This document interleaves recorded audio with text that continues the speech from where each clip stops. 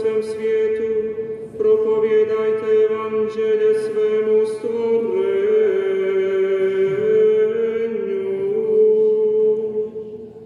Tko uzvjeruje i pokrsti se, spasit će se, a tko ne uzvjeruje, osudit će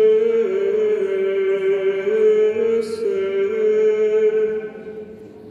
A ovi će znakovi pratiti one koji uzvjeruju. U ime će moje izganjati zloduke, novim će jezicima zboriti, zmije uzimati.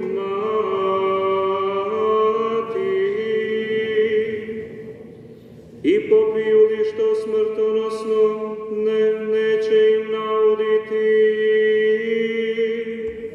Na nemoćnike će ruke polagati i bit će im dobro.